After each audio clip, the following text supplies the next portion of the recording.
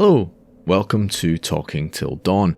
I'm Martin, and I'm joined by that international man of mystery, local man of mystery at the very least, Mr. Michael Whitehouse. How the heck are you, Mike? I am doing well. How are you? I'm good. Raring to go. Yeah. Feels good to have a nice old school monster episode in front of us. Well, you know me, I enjoy doing true crime mysteries and things like that and unsolved crimes, but really, for me personally, I'm all about cryptids and the paranormal, and that's the stuff that tickles me the most, so yeah, I'm looking forward to this. Well, you'll like this one, but is it a cryptid? Is it a cryptid? We will discuss that. So this is a classic that I think we first talked about covering way back in probably 2019 when we started Talking Till Dawn. I think it was one of the Christmas episodes from that year, The Devil's Footprints. Yeah. I mentioned this case and hinted that I'd like to cover it. Well, here we are 2 and a bit years and about 30 episodes later. The Jersey Devil at last. Before we dive in though, Mike, do you want to say a few words just to set at ease the minds of the ravening hordes of listeners who've been blowing up my various inboxes asking about the Paisley Witches Part 2? I'm so sorry. Yeah, I'm really sorry for the delay on that, everyone. Had a bunch of things going on, but it will come. It is coming. Yeah, but what happened with that one as well is that, as often does happen with episodes, the research aspect of that episode ended up being a bit more intensive than I'd thought it was going to be. Because I actually thought we'd got through the bulk of it in the first half, and I think we still did, but there's a lot of moving parts for that second part of the Paisley Witches. We were discussing the trials and the aftermath leading right up to the modern day, so I'm really looking forward to getting that finished, and fingers crossed that should be the next one we do after this. Good stuff. There's nothing people love more than an unresolved cliffhanger, so that's good. keeps people on the edge of their seat. Like Bob from Twin Peaks. Yeah, exactly, yeah. Also, new patrons. Let's say hello to our new supporters. A huge thank you to Joe Lord and Terag Igup, who joined us at the Nightbird level, and to Robin Fitch McCulloch, John Morrissey, and Marcy Graham Waldenville. Thank you so much who joined us at the Dawn Star level. Hello, welcome. If you'd like to support Talking Till Dawn on Patreon, you can do so at patreon.com/Talking Till Dawn. Okay, so researching Talking Till Dawn episodes, there's always something new that I learn from each topic. I think, not always some dramatic revelation. Sometimes it's not even something about the topic itself, but just something that maybe rearranges my perception slightly in one way or the other, whether that be about science or history or geography or whatever. While researching this topic, I'd obviously heard of the New Jersey Pine Barrens. I knew it was a rural area, I knew there were some forests there, but I hadn't really grasped the scale and the general nature of the place, nor its proximity with some of the more familiar places in that part of the world. This is an area of thousands of square kilometres of forested wilderness, much of it stretched across a large swathe of central and southern New Jersey, a state that I tend to think of, and I'm sure many others who don't live there tend to think of, as a heavily populated suburban and industrial region, the land of the turnpike, right in the heart of what's sometimes referred to as the Northeast Megalopolis, the largest cluster of major cities on the planet. Just 30 miles from New York City, as the crow flies, 10 miles from the edge of Philadelphia, in the middle of the most densely populated state in the US, lies this vast stretch of truly wild backcountry. Much of it is just as undeveloped and untamed as when the first European settlers arrived in the area. And I don't know, I just find that a really startling, evocative juxtaposition that someone standing in Times Square is an hour's drive away from this primal, undisturbed, limitless landscape of dwarf pitch pine, scrub oak, gloomy swamps towered over by Atlantic white cedar, a place where endangered plants and animals thrive, where folklore and legend and undocumented history have all brewed away in the dark bowers for centuries. Near at hand, yet out of sight, until they bubble over into the modern world. I think that's part of the romance of the Americas in general, not just the USA, but the countries across South and North America and other places around the world, just the vastness of it allows for that strange juxtaposition where you can have areas that are heavily populated and then you can just have miles and miles and miles of countryside. Wilderness, really, yeah. Yeah. Like in Scotland, we have amazing landscapes as well, and there are places that are really, in terms of Europe, pretty remote, but the country's not that big where you feel like it just goes on and on and on forever, Although I still think there's certainly plenty of places in Scotland when you're standing there and you're looking out, you feel as if you're in the end of the world. Yeah. I mean, there are some areas of genuine wilderness in Scotland, areas that are really hard to get to that don't have roads and things, but that's the exception here. Whereas actually, if you look at the landmass of North America, especially once you get into like Canada, civilization is the exception. Yeah. And that's even with Scotland being very underpopulated, and we are very underpopulated, and most of our population lives in the sort of central belt across Scotland. A strip of towns and cities, yeah. Yeah, but it's still, like, if you want to come and visit Scotland, there's still plenty of mystery out here as well. It's fine. But what's specifically interesting about this is, like what you were saying about the central belt, you've got the strip of towns and cities. The northeast megalopolis is essentially something like that, running from Boston through New York City down to Philadelphia. Like, you've got a stretch where it's not necessarily continuous settlement, but close to it. But in the middle of that, there's this area which just hasn't been settled, almost like this little enclave of wilderness right in the middle of it. But of course, to the Lenape indigenous people who inhabited the region for centuries, it was simply home. It was a hunting and harvesting ground. It was a source of raw materials and economic industries such as charcoal production. This idea of the barrens, of it being a forsaken, inhospitable place, is really something that comes from the early European settlers. They arrived at New Jersey, in real numbers anyway, in the 17th and 18th century, drawn initially by the rich fishing and whaling grounds in Delaware Bay and along the Atlantic coast, and then over time they ventured inland for shipbuilding, lumber, and to build the first small settlements in the Pine Lands, centred around sawmills, the extraction and smelting of bog iron, turpentine production, and so forth. But these settlers, coming from an agriculturally minded civilization rather than a hunter-gatherer one, accustomed and equipped for subjugating nature rather than adapting to it, found that the sandy, acidic soil of the region did not bend so easily to their will and was ill-suited to the cultivation of the kinds of crops they would have hoped to grow there. So whereas in a landscape more hospitable to European-style development and agriculture, you'd expect these small early settlements to grow and encourage the growth of farms and homesteads around them, and then that would join up and you'd form towns, and then you would have a much more developed area. That didn't really happen in the Pine Lands. Living there, trying to farm there, was like living on hard mode. There was plenty of more fertile lands a few days' ride in any direction, so why would you want to settle there? On top of that, the area's iron industry, one of its economic pillars, was dealt a fatal blow in the early to mid-19th century with the discovery of rich ores across the Delaware and Pennsylvania in a form that was much more efficient to extract than this mixture of petrified mud and limonite that was scraped from the bogs of the Barrens and required heavy processing to turn into iron. In the face of these challenging agricultural and commercial conditions, most of these initial industrial villages withered and died, leaving only remote ruins and orphaned place names scattered across the map. A few struggled on into the 20th and 21st centuries, their development heavily restricted by the conditions they find themselves in.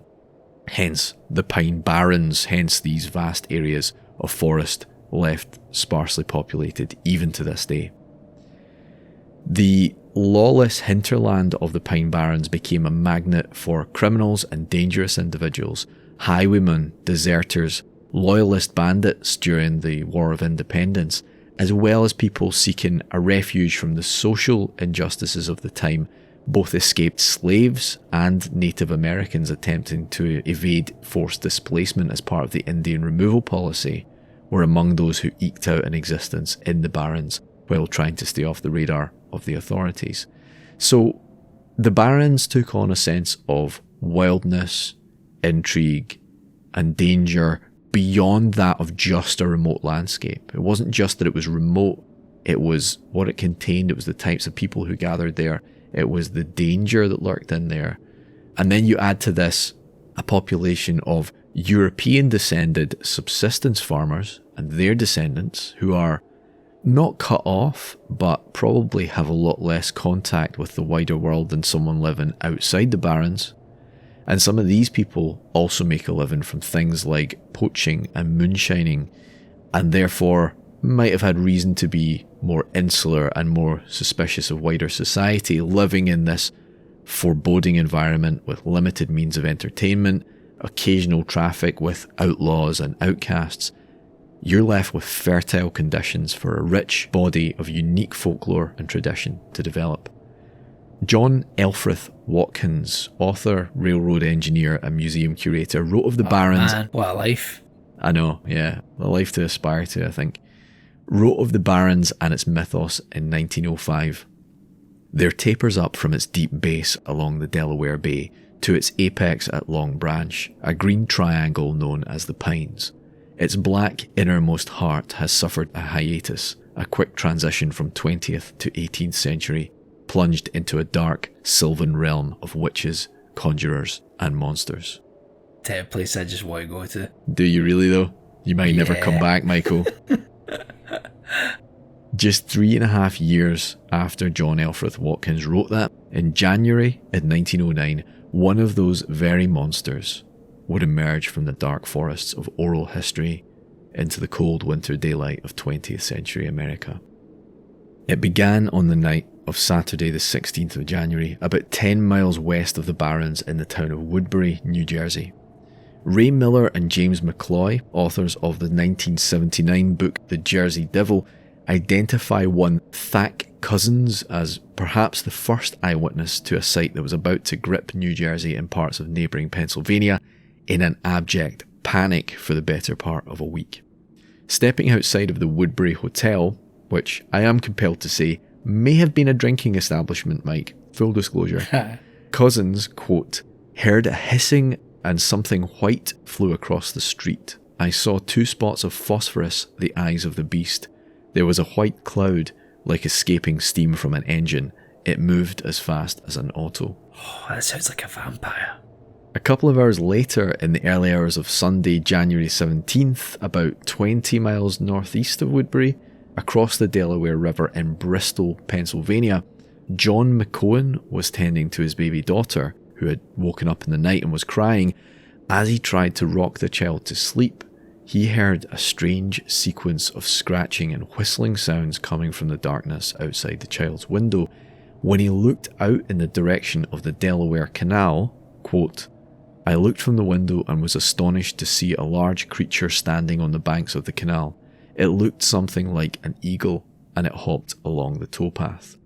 Minutes later, and just a block or so away, a policeman by the name of James Sackville, who many years later would become chief of police for the town. Sackville Baggins's. Yeah, I was thinking that as well. Noticed that dogs all around the neighbourhood had started barking and howling, and then he became aware of a presence to his rear and turned to see a strange winged creature hopping down the pavement towards him. This creature he likened to a bird, but, quote, also had features of some peculiar animal, which, of course, birds are animals, but perhaps what he's suggesting there is some blending of both bird-like and mammalian features, as we'll see. That's pretty much the standard description of this creature, although he doesn't really get into that. He just says a bird with the features of some peculiar animal, so we just have to interpret that as best we can. Sackville tried to approach the thing, which began screaming and hissing demonically as it retreated. This prompted Sackville, clearly a man from the Dirty Harry School of Zoology, to pull his service revolver and start blasting at the thing. The creature took to the air, flying low over the streets before wheeling high up into the sky and away. This flight was also witnessed by Bristol postmaster E.W. Minster, who stated, I awoke at 2 o'clock in the morning and finding myself unable to sleep, I arose and wet my head with cold water as a cure for insomnia. Are you familiar with that one, Mike? No, like if I'm wanting to wake up, I splash cold water on my face. Yeah, I thought that was a bit strange, but anyway. As I got up, I heard an eerie, almost supernatural sound from the direction of the river. I looked out upon the Delaware and saw, flying diagonally across, what appeared to be a large crane, but which was emitting a glow like a firefly. Its head resembled that of a ram with curled horns, and its long, thick neck was thrust forward in flight. It had long, thin wings and short legs, the front legs shorter than the hind.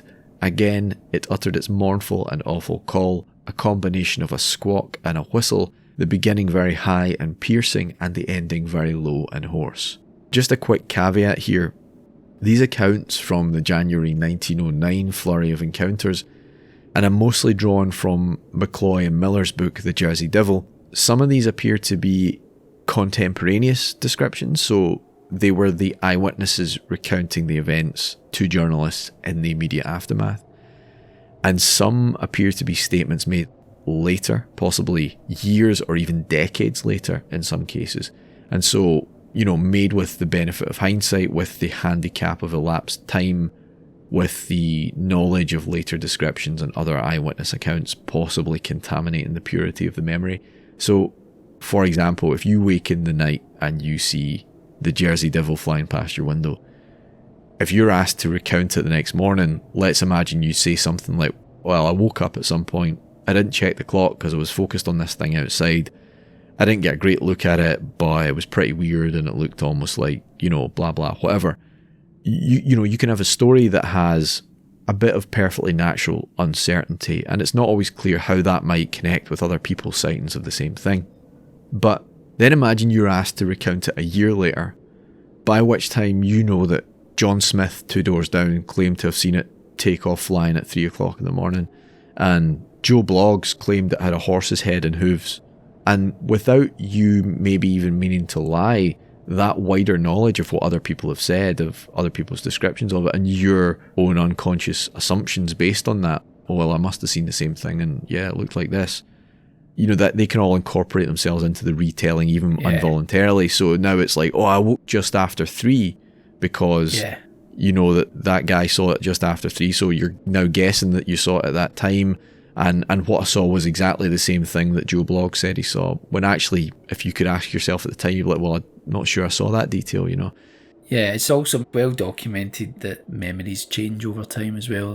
They're not stagnant.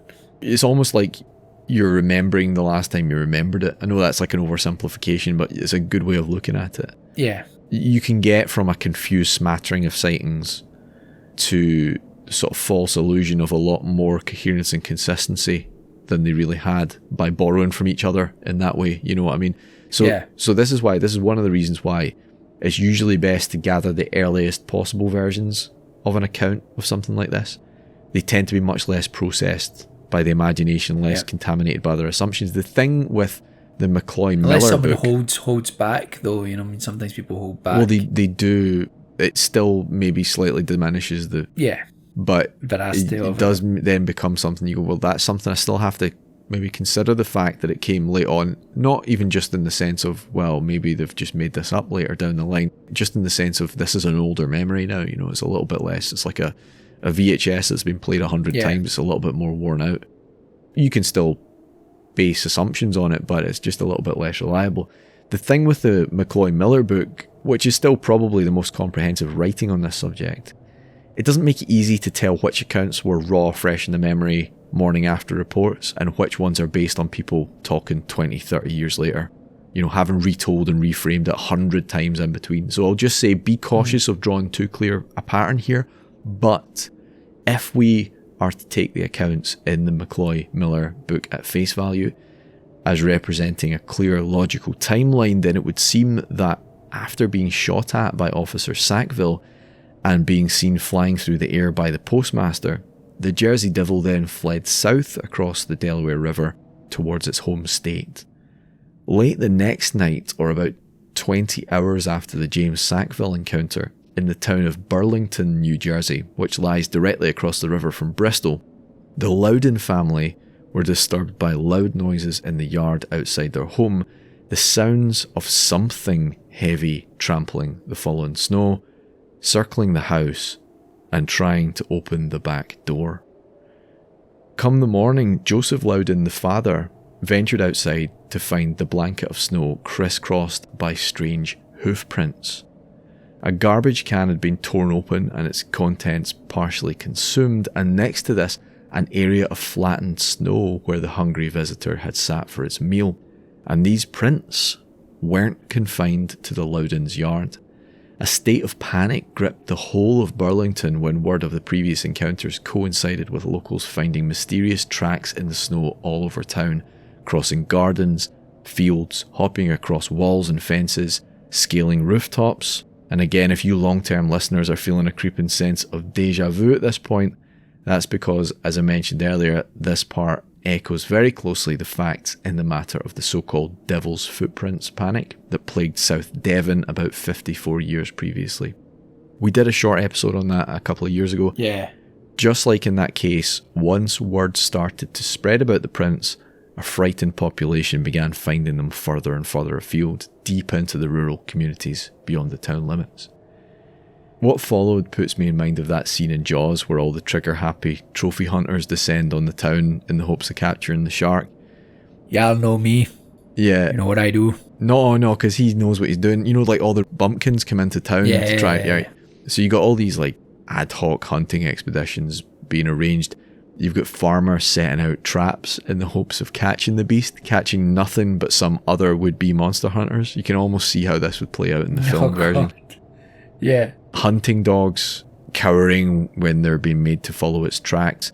You've got a posse of armed men from Jacksonville, about 4 miles southeast of Burlington, following the markings for miles, around and around the neighbouring fields, before the trail suddenly runs out. It goes without saying that the Jersey Devil went well and truly uncaught. That night, or rather at 2:30 the following morning, in Gloucester City, New Jersey, 18 miles southwest along the Delaware from Burlington, directly across the river from Philadelphia, a decorator called Nelson Evans and his wife were awakened by a series of strange noises, so they claimed, and looked out their window to see something strange on the roof of their shed. Mr. Evans said, quote, "It was about 3.5 feet high, with a head like a collie dog and a face like a horse. It had a long neck, wings about 2 feet long, and its back legs were like those of a crane, and it had horse's hoofs. It walked on its back legs and held up 2 short front legs with paws on them. It didn't use the front legs at all while we were watching. My wife and I were scared, I tell you, but I managed to open the window and say shoo, and it turned around, barked at me, and flew away." Yeah, I'm often doing that with Jersey Devils. They're pesky, but, harmless. Yeah. Shoo, beat it. His wife corroborated his description and added that as the creature flew away, its wings made a zzz, zzz, zzz sound like a saw cutting rotten wood. So, by this point, we're now into the Tuesday, the 19th of January. The press are starting to really run with the story. The number of alleged sightings is increasing, maybe exponentially. More hunts are organised. Some people interviewed at the time are so convinced there's some dangerous, fantastical animal on the loose that they carry guns every time they leave the house just in case they meet the thing. There are more sets of prints being discovered and attributed to the devil over a wider area. Of course, there were skeptics and believers just as today, but just to give you an idea of the level of raw fear amongst a certain segment of the population at least, on this day, the Tuesday, a young woman in Camden, the daughter of a chap called William Pine, she herself isn't named in the sources I can find. Unfortunately, it just seems to be a feature of reporting at the time. Women were often named as relatives of the male head of the household rather than given their own proper name, I'm sorry to say. Anyway, this William Pine's daughter was bringing his dinner pail to his place of work for him when she happened upon a set of unusual tracks in the snow. So terrified was she at the idea of seeing even just the hoof prints of the Jersey Devil, let alone actually meeting the thing. It's reported she dropped down in a complete faint right there in the snow. Her father, coming to her aid, also saw the prints and described them as resembling those of a deformed two-legged donkey. The same day, there were also alleged sightings of the creature in forms differing from the now classic winged, horse-headed, kangaroo-like figure. In Camden, there were sightings of a flying possum the size of a dog, and an antlered version that put in an appearance at Swedesboro. I'm not sure how you pronounce that, if it's borough like Edinburgh or borough like it's spelled Swedesboro. I'm going to go with that. The following day, the 20th of January, a police officer back in Burlington testified that he'd encountered a toothless beast with eyes like blazing coals that he described as a jabberwock. Of course, the jabberwock being a fictional animal invented by Lewis Carroll for a nonsense poem. As he stood in uffish thought, the jabberwock with eyes of flame came whiffling through the tulgey wood and babbled as it came. Sorry. It formed part of his 1871 novel Through the Looking Glass. Do I just stop the episode now and we'll just recite nonsense poems to each other? If you look, though, at the... Well, you'll know it, Mike. Obviously, you're very familiar with it, but if you look at the image of the jabberwock as illustrated by John Tenniel in Carroll's novel, there is a certain similarity to the image of the Jersey Devil that was starting to coalesce here. You got like an ugly snouted head, huge bat-like wings, arms with clawed talons, a roughly bipedal posture, and a long reptilian tail. It does put me in mind of how people have drawn links between the appearance of the Loch Ness Monster as it entered popular culture in the 1930s and the appearance of dinosaurs and aquatic lizards in the original King Kong movie, released just prior to the first sightings. I don't really want to get too bogged down in that here, but there's a lot being written and a lot to be debated about the connection between depictions of speculative creatures and phenomena in popular fiction and the appearance of alleged anomalies in real life. Oh, there's a huge connection. Yeah, Carroll's novel was a lot older at the time of the Jersey Devil flap than King Kong was during those first big Loch Ness reports. Kong had only been out a few weeks at that point.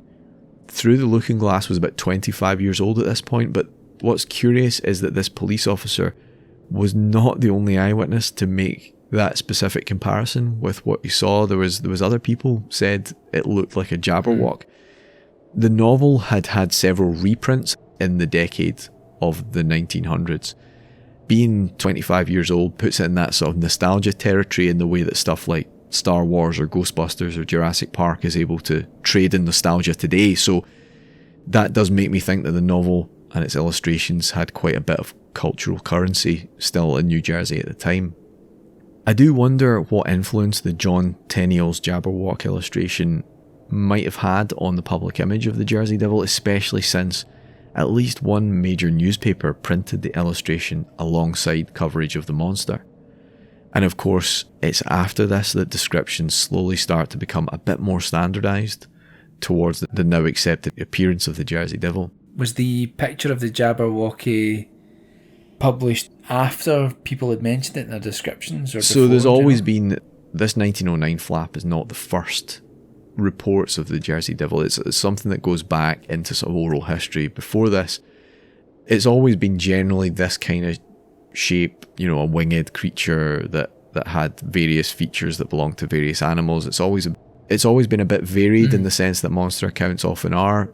The earlier accounts prior to this, there's a lot more focus on the bird-like nature of the creature. And after the Jabberwock illustration, I think not that people stop mentioning birds, but it becomes a lot more crystallized as this is sort of more of a kind of weird-looking beast with bat wings, and there's a lot more focus on Jabberwock-like features, let's put it that way. So the accounts prior to this are not unlike the Jabberwock, but it becomes more Jabberwock-like after the Jabberwock is brought up. Do you see what I mean? Yeah. So Wednesday the 20th was also the day that the devil allegedly claimed its first known victim of the 1909 panic, albeit not a human one. In Riverside, New Jersey, which sits between Burlington and Gloucester City, at the confluence of the Delaware and Rancocas Creek, a river that drains from the western Pinelands, Joseph Mans found his pet dog dead in an outhouse on his property. Mans had recently provided testimony in a criminal case, so his first thought was that this was some kind of retribution on the part of those he had given witness against. What was strange though was that the puppy killer appeared to have been wearing tiny horseshoes, leaving in the snow, quote, tracks in a single yet exactly straight line resembling those of a small pony. These prints were even discovered on the roof of the building. Given the context of the recent trial, Manns reported this to the judge in the case, Justice Ziegler, who dispatched the police to investigate, and they were able to confirm the presence of the unusual markings. Subsequently, Ziegler himself found similar tracks on his own property and took a series of plaster casts of the 2.5-inch long prints. More tracks were found all over town, coinciding with rumours of monsters and strange flying creatures, and was reputed to be the work of either the Leeds Satan, a name whose significance we'll come to shortly, or some strange one-legged, one-footed bird. The following day, Thursday the 21st, marked by far the most active 24-hour period in the Jersey Devil's 1909 rampage. There are quite literally dozens upon dozens of reports recorded for this day. We only have time to discuss a few of them here. Do check out McCloy and Miller's book, The Jersey Devil, for a slightly more comprehensive overview. But in a form described as resembling a winged kangaroo, the creature is reported to have terrorised passengers and the conductor on a streetcar travelling between Clementon and Camden at 2 a.m, hissing and circling overhead like a vulture. Following this, the operators of trolley buses in New Brunswick and Trenton provided their drivers with guns. E.P. Whedon, a council member for Trenton City, was dragged from sleep by what sounded like something trying to tear his front door off its hinges. He leaned out his bedroom window just in time to hear leathery wings flapping away into the night. The snow in his garden, footpath and roof was covered in small, cloven hoof-like prints. The hoof marks on the roof is a reoccurring thing that you hear in folklore. And it's interesting, it's also something that you hear across many regions. Yeah. This idea that people are, and it often has the same flavour, which is that people are inside and they hear something and then the next day they find that. And in some of the sort of stories that I've heard in the past about similar things have been, you know, if you leave the premises, if you leave the house, then something terrible will happen to you, but if you don't, then this thing will leave you alone. But it's interesting that that's, I think, so far 2, maybe 3 times you've mentioned the things allegedly tried to get into the house of a person, you know, which there aren't many animals that do that. No, not necessarily. There are some, but there aren't many. But there is 1 or 2 common features here, one being that it always seems to be happening as the person's awakening from sleep. So there's the argument that can be made there that you're dealing with a sort of snapped awake from a dream situation, and then you go to look outside and you see something in the snow and you put 2 and 2 together, especially when there's something going on. So that's maybe a possibility as well. But yeah, it is interesting. One thing I think though that we discussed in relation to the devil's footprints when we talked about that was that when there is word of something leaving strange prints in the snow, everyone goes out and looks at the snow. How often when it snows are you out looking for prints? Most people, unless you're a naturalist or something, or unless you're got a particular interest in animal life and bird life, you're not going out and looking for tracks in the snow. But suddenly when everyone's doing it, everyone is going to find, you know, you are going to find things that you wouldn't notice otherwise. But then also people living in rural areas, they're often attuned to... We're not really talking about rural areas here though.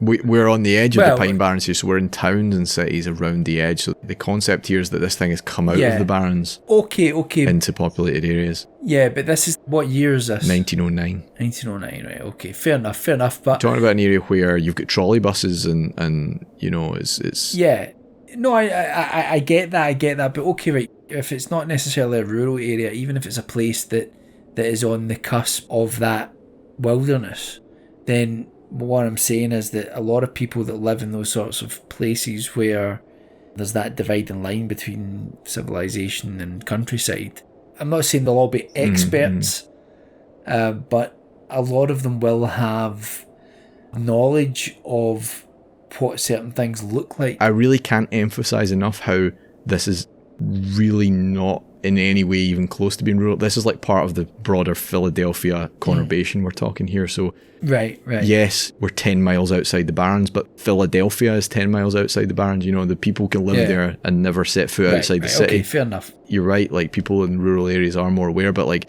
some of this is happening in rural areas, but a lot of it is happening in big towns and cities. Built up areas, yeah. Yeah. It's over quite a wide area, but again, it comes back to that thing I was talking about how the Barrens are just sort of plopped down in the middle of this, surrounded by quite dense population on all sides, but is itself a huge area of nothingness, you know. When you do go into rural areas, though, we do have a little bit more information on how people responded in rural areas and what sort of things were happening there in relation to this case. So up and down the Delaware Valley, on poultry farms, chickens were turning up dead with no visible signs of predation. And of course, the Jersey Devil, with word of that travelling around, was blamed for scaring them to death. At least one person claimed to have witnessed the death of the beast itself in a rural area outside the cities. Clayton Town Councilman R.L. Campbell reported that railway worker William Wasso had seen it electrocuted and burned to ashes by the electrified third rail on a section of railroad somewhere between Clayton and Newfield, New Jersey. But the inconvenience of being incinerated doesn't seem to have slowed it down one bit, because shortly after this it was allegedly tormenting Howard Campbell, a telephone company worker in the countryside near Pleasantville, a good 30 miles away near the Atlantic coast and on the other side of the Pine Barrens, before his colleague Theodore D. Hackett arrived on the scene and shattered one of its wings with gunfire, causing it to retreat screaming into the pines. Yet somehow, within hours, once again, uninjured, 50 miles away in Philadelphia, and now 6 foot tall, spewing flames and covered in alligator skin, it reappeared to terrify Mrs. J.H. White into unconsciousness. And it was chased away by her husband, brandishing a washing line prop. According to Alfred M. Heston in his 1926 book, Jersey Wagon Jaunts. Oh, I love a good wagon jaunt. Nothing like a good wagon jaunt. The Jersey Devil or something then appeared in front of a large number of witnesses in Collingswood. George Boggs and Charles Kloss, 2 local men, were taking an evening stroll when they saw an animal they first took for an ostrich, standing astride the roof of the local fire chief's house before coming to the conclusion that it was something less mundane. They contacted the department, who showed up with a fire truck and blasted the thing with a high-pressure water jet. The creature initially retreated about 150 feet on foot before changing its mind, turning round and running back towards the gathered firemen and onlookers. The panicked crowd responded by throwing rocks and other projectiles at the thing, seemingly with no effect, before it took to the wing, swooped over them and soared off. And shat on their heads. Yeah, there's a lot of like just casual animal cruelty in this. Just instant, I don't know what that thing is, better kill it. Not far away in South Camden at about 7 p.m, the Devil's penchant for taking out the frustrations of its own ill treatment on poor defenceless family pets once again showed itself. A Mrs. Sorbinski was drawn to her front yard by the sound of a frantic commotion and found her dog, quote, in the vice-like grip of a horrible monster. She ran at the thing, swinging at it with a broom handle. It released the dog, vocalised what she likened to a cross between the snarl of a hyena and the hoot of an owl, took off, then swooped at her head, veering away at the last instant. Neighbours, hearing her screams, rushed to the scene and found her, quote, in a terrible state of agitation, and the poor dog missing several large chunks of flesh. Though mercifully, it seems to have survived the encounter. This incident drew a crowd of over 100 rubbernecking locals to the traumatised woman's house, as well as a pair of police officers, Thomas Cunningham and William Crouch. As the patrolman tried to control the crowd and to get to the bottom of the incident, a series of ear-shattering, inhuman screams pealed out from a nearby water tower. The patrolman rushed towards the source of the sound, and there, as told by folklore writer S.E. Schlosser, silhouetted against the sky was a large creature which resembled a dragon, with a head like a horse, a snake-like body, and bat's wings. The officers, quote, emptied their revolvers at the eerie spectre, which flew off towards the east without any visible signs of injury. There were a couple of further sightings in Camden that night. At 2 a.m. on Friday the 22nd, Mrs. Stenberg and her husband awoke to the sound of hooves prancing across the roof of their home at the corner of Ferry Avenue and Van Hook Street. By the time Mr. Stenberg got outside with his rifle, the thing had flown off. Then at 4 a.m, another Camden police officer, Lewis Stair, reportedly saw a kangaroo-like creature with deer-like antlers and bat-like wings drinking water out of a trough on 3rd Street, a creature he too described as a jabberwock. Come morning across the towns and settlements surrounding Gloucester City, Camden and Collingswood, with news of these encounters and more spreading like wildfire, a real sense of terror had stricken the population. So many parents kept their kids indoors that the school in Mount Ephraim was forced to close for the day, and a number of mills across Gloucester and Hainsport ground to a halt due to the sheer number of employees cowering at home for fear of being attacked by the creature on the street in broad daylight. Shops were empty, theatres cancelled performances. It was like an impromptu lockdown. Perhaps because of the reduced footfall on the streets, there were rather fewer Jersey Devil reports on the Friday. Of those that were reported, the most notable actually happened across the Delaware beyond the borders of New Jersey itself. The creature was glimpsed leaping out of a railway boxcar in Chester, Pennsylvania, startling two women who were walking together. This occurred around dusk, according to the sources, which would put the encounter between 5 and 6 p.m. in the evening, judging by the sunset times in the area. Then about an hour later, and 40 miles to the northeast, a barkeeper and farmer called C.C. Hilk, who lived and farmed in Pennsylvania but ran a saloon across the river in New Jersey, was at his bar when he received a phone call from one of his farmhands back home telling him that the devil had landed on one of the farm wagons, which at the time was being driven by said farmhand.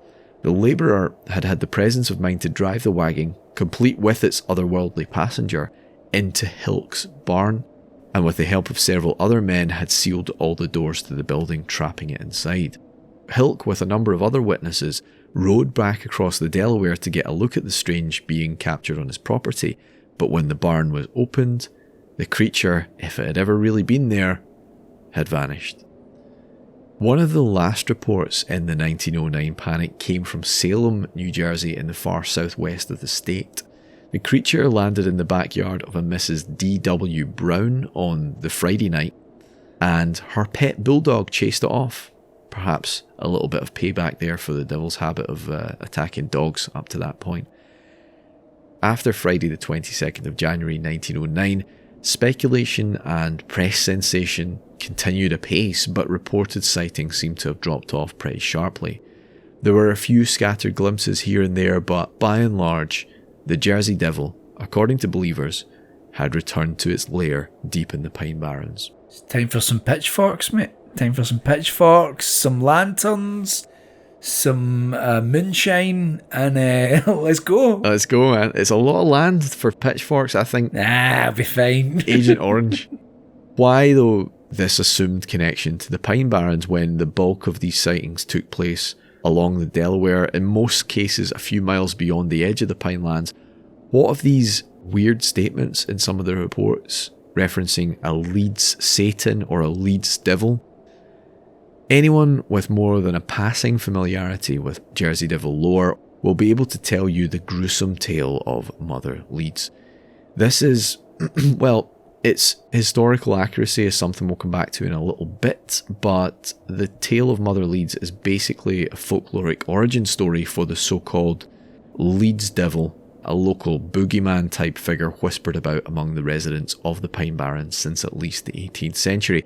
I should warn listeners, this story does touch on issues relating to stillbirth and child death, so if that's a difficult subject, you might want to skip forward a little bit. The Leeds Devil, from its descriptions and from its historical context, can really be considered the same thing as the Jersey Devil. There is a very clear continuity there between the two. There are a few minor differences. For example, the pre-1909 Leeds Devil was often described as having a serpentine body to go with its cloven hooves, horse's head, bat's wings, whereas the Jersey Devil of 1909 and later tends to be described, or is often described as having a kangaroo-like or goat-like body, with the other features being similar, sometimes slightly more, as we said, jabberwockish features as well, but these are more like an evolution of the same mythology rather than a separate entity, so just consider them the same thing for all intents and purposes. Prior to 1909, the term Leeds Devil was used pretty much exclusively. Then during the 1909 flap, both Jersey Devil and Leeds Devil are used in the press, and then thereafter, Jersey Devil becomes the favoured name for the creature. The 1909 flap is really the watershed. It not only brought this obscure local monster to worldwide fame, it saw the creature spread itself around so widely, becoming a curse on an entire state, really, and beyond, rather than just on one settlement and family. That plus the simple expedient of the press wanting to tie the creature to a place name that's both well known enough and broad enough to express the sort of extent of the rampage seems to have led to the name change to Jersey Devil. Anyway, Mother Leeds, according to local legend, was a matriarch who lived either at Leeds Point on the eastern fringe of the Pines near Atlantic City and the Atlantic coast, or in Burlington on the Delaware River, or at an unspecified location deep within the Pine Barrens themselves.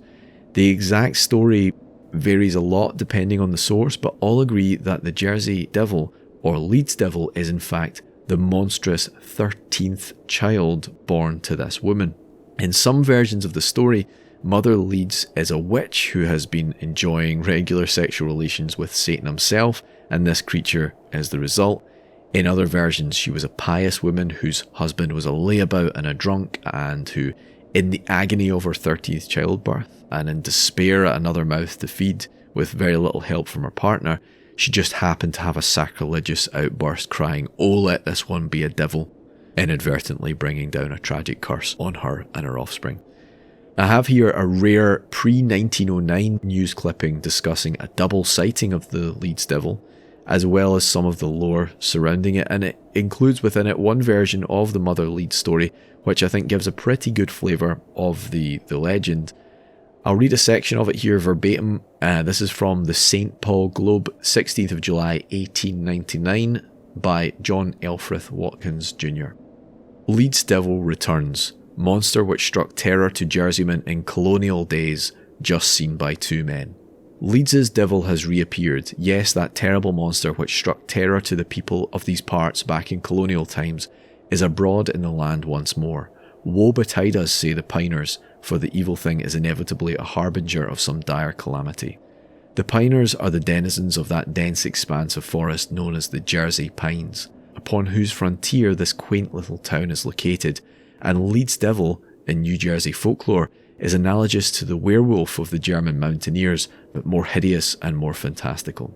Leeds's devil has not been vividly seen since it warned the piners of the coming of the Civil War. Its return is now regarded as a certainty inasmuch as two men, in separate settlements, each without knowledge of the other's experience, have reported the reappearance at about the same time.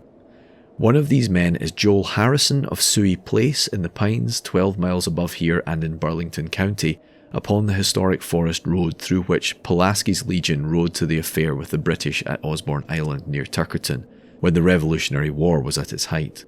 Harrison is a much respected man, well known by fishermen and cranberry growers who happen at intervals through the clearing where Suey Place stands. He is 80 years old, tall, and wears a luxuriant growth of lambrequine whiskers. The monster was revealed to him about a week ago. Although the intelligence has just reached here, he claims this to have been its third revelation in his long lifetime. The account of the other appearance comes from Martin Gibberson of Burville in the Pines, 18 miles east of here in Ocean County. Gibberson, is that Gibberson or Gibberson? I'm going to go with Gibberson. Gibberson claims to have had a less vivid glimpse of it several years back. But what is the Leeds Devil? Allusions to it are found in a number of collections of family manuscripts of the anti-revolutionary period in possession of several old residents of hereabouts. The original story runs as follows, and strange to say, recent descriptions tally exactly with those of more than a century ago. Just to butt in here, no they don't. As I say, there are a variety of different descriptions, of which this is just one. Back in the middle colonial days, there lived in Burlington on the Delaware, the pioneer Quaker settlement of the county, a woman known as Mother Leeds, accused of amateur witchcraft, and witchcraft was at its height hereabouts at that time. In 1735, Mother Leeds gave birth to a male child, whose father, at first unidentified, was later said to have been none other than the very foul fiend, the Prince of Darkness. The child was normal at birth, but before the termination of the tempestuous night of its arrival, horrified several old crones gathered around the bedside of Mother Leeds by assuming an elongated serpent-like body, cloven hoofs, the head of a horse, the wings of a bat, and the forked tail of a dragon.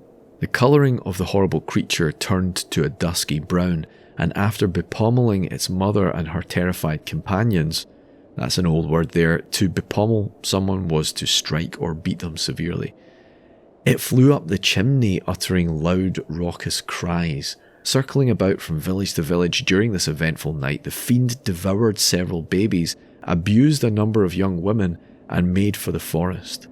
For some years afterward, belated travellers, while crossing the pines, heard and saw it. The pine folks, whose experiences were even more terrible, attributed to it supernatural powers such as possessed by the black witches of English folklore. It turned the milk sour, lamed horses in their stalls, dried up the cows, made sear the Indian corn growing in the fields, accompanied, as it usually was, by the howling of dogs and the hooting of owls. There could be no surer forerunner of disaster. Where the pines line the seashore, it flitted from one desolate grass-grown dune to another, watchful fox upon those wild nights when merchant ships driving their prows into the sand burst asunder and distributed their freight of costly goods and human souls upon the relentless waves. Upon such occasions, the Leeds devil was seen in the companionship of a beautiful golden-haired woman in white, or yet of some fierce-eyed, cutlass-bearing, disembodied spirit of a pirate who 2 centuries ago had been wrecked upon the shore of Cape May County, as plying from the Spanish Main his galleon had gone to destruction. Oh, ghost pirates! Yeah, so, not to hang on this too long, but this touches on what I was saying before about how there's this really deep, rich vein of folklore in and around the Pines that includes stuff like ghost pirates, women in white, all this kind of stuff. And in some senses, the Jersey Devil in the early years was much more of a sort of supernatural being like these ghosts, more like that rather than a sort of physical cryptid. You've set my mind alight. I'm going to do an episode on ghost pirates. Oh yeah. There must be a bunch of folklore on that all over the place. Now you're talking. Oh yeah, here we go. Again, this same son of Satan shared his haunts with a headless seaman whom the Bernigat people say Captain Kidd decapitated, and whose stiffened trunk that very pirate king left standing as a sentinel over his buried, ill-gotten gold. At other times, the Leeds Devil, like a bird of prey, hovered over a silent, star-bespangled pond in some silent recess of the cedar swamps, blasting with its foul breath the lives of hundreds of fishes found floating the next day upon the surface, tainted and unfit for food. Again the dreaded fiend half ran, half flew through the shadowy vistas of the pines, which before it to their coverts hurried panther and deer, rabbits, squirrels and wild songbirds. The habitat of the Leeds Devil included the entire pine forest, which extends from Freehold in Monmouth County through Burlington, Ocean and Atlantic to the upper part of Cape May County, preferring the lonely roads through the cedar swamp region. But frequently it made nocturnal onslaughts upon the frontier villages, playing havoc with the stock and farm crops as it went. So there's a lot to unpack there. There's not an awful lot of in-depth writings about the Jersey Devil or the Leeds Devil prior to 1909.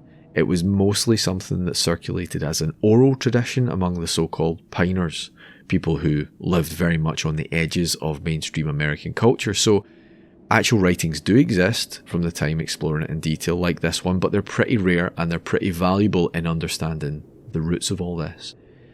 One thing that isn't so much to the foreground during the 1909 panic, and isn't a huge feature afterwards either, but seems to be a major part of the early lore, is that the Leeds Devil was usually seen as a harbinger of war or some other terrible disaster.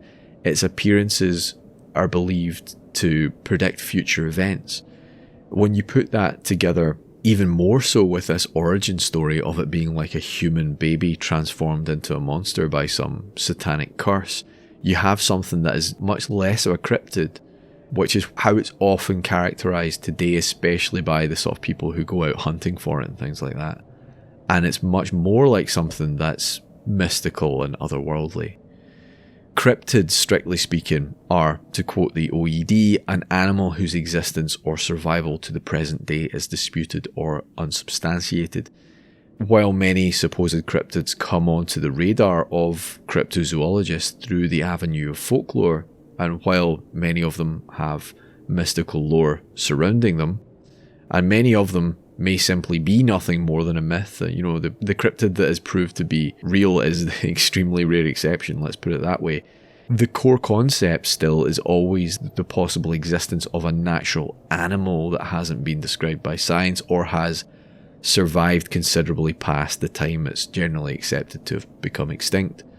Bigfoot, then, is a cryptid, right? But a werewolf, to use the example brought up in the article there, is not a cryptid. Yeah. It's something more than just a species of animal. What about interdimensional Bigfoot? Yeah, that's... You see, this is the thing. It's like, could it be an animal, and then, talk about the Jersey Devil or any cryptid that has sort of supernatural folklore attached to it. Are people infusing a real sighting or encounter with something with the sort of spectral, and especially like maybe sort of occult panic of the time, and putting that on this poor innocent animal that seems to keep getting hit by rocks? Well, yeah, I mean, it doesn't necessarily follow that all of these encounters were with the same thing, let's put it that way. But yeah, so as commonly described, the existence of a werewolf would require the existence of, magic and a belief in the supernatural,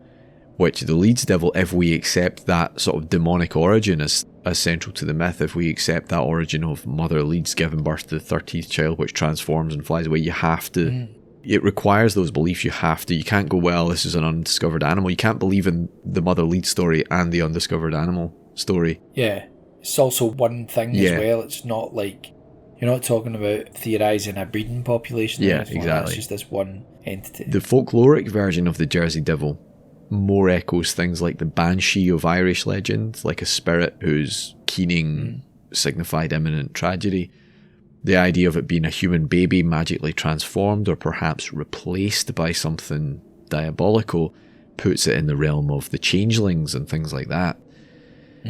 Obviously, as you suggested there, Mike, that the 1909 flap maybe was caused by some unknown animal, or that the Mother Leeds story might just be a tale invented by the Pinelands residents to explain the existence of some elusive, weird-looking animal in their environment. That could then make it a cryptid. I just think it bears mentioning that the monster described in the Mother Leeds story, if taken at face value, would be something more than just a cryptid. And the lore of the European settlers in the Pinelands isn't the only source for a paranormal explanation, nor is it the only possible origin point for a more mundane sociological explanation. The Lenape people who inhabited this area, including the Pine Barrens themselves, for centuries before European settlers, had within their mythology a whole menagerie of forest spirits and beings, many with fantastical features similar to the Jersey Devil. Probably the most notable of these entities being the god or wood spirit known as Sing, that's M''Sing, which was said to inhabit the pines and which, in one of its possible forms, resembled a deer-like animal with leathery wings. So, from a believer's point of view, we could say that the Jersey Devil and Sing are just the attempts of two different cultures to make sense of some extraordinary entity or being, whether that's a mystery animal or something more esoteric, that really does exist in the pine woods and sometimes ventures forth to terrify the surrounding human population. From a more sceptical point of view, we could say that with European descended piners living in close proximity to Lenape people, elements from native mythology may have bled into Christian belief in witches and devils to shape the descriptions in some of the local boogeyman legends, or as Frank J. Esposito and Frank Regal put it in their book The Secret History of the Jersey Devil, Lenape ideas about monsters melded with and influenced how the Jersey Devil legend was constructed by later Anglo-Americans. We've mentioned Algernon Blackwood's story, the Wendigo, a couple of times, I think, on the podcast. And I keep coming back to it because it's just one that always sticks in my head. And I've got a short story coming out in an anthology that uses Algernon Blackwood's story about the Wendigo as a jumping off point. But anyway, what's really interesting about his story is that the Wendigo is something that is obviously deeply connected to native people's folklore, but it's a winged creature. And there's also the question of hopping and things like that as well. So as soon as I heard that, it really reminded me of that. What if it's all just hopping vampires? That's another episode. I could, Mr. Vampire, the movie, is so great. Sorry, but it's just interesting that when you read about the descriptions of the Wendigo and how it changes in different regions throughout North America, depending on where you are, some of those descriptions are close-ish in some ways to some of the descriptions of the Jersey Devil. That's interesting. Didn't really consider that at all, but that's an interesting angle. The sort of backbone of Esposito and Regal's book, The Secret History of the Jersey Devil, is an incredibly interesting theory on the origins of the Mother Leeds story, one that takes us back to pre-revolutionary times and encompasses colonial era politics, the Quakers, Christian occultism, allegations of witchcraft, fake news, and a soon-to-be founding father of the United States of America. The Religious Society of Friends originated in Lancashire, England around the middle of the 17th century.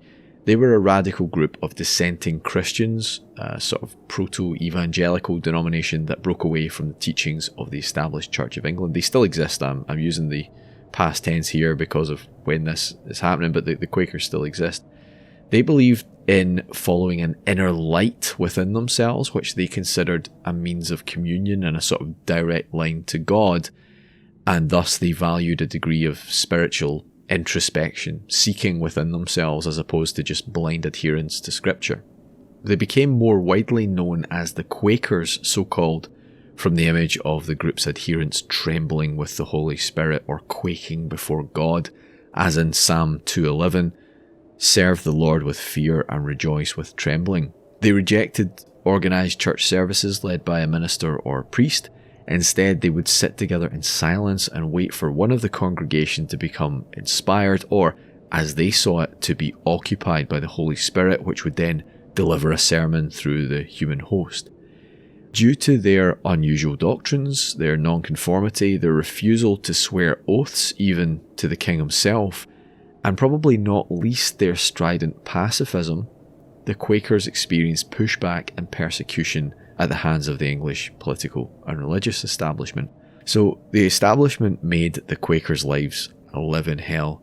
Many Quakers, as a result, looked to the New World as a means of escape. In 1664, England had come into possession of the former Dutch colony of New Netherland, which included large parts of what are today Delaware, Pennsylvania, New York, and New Jersey.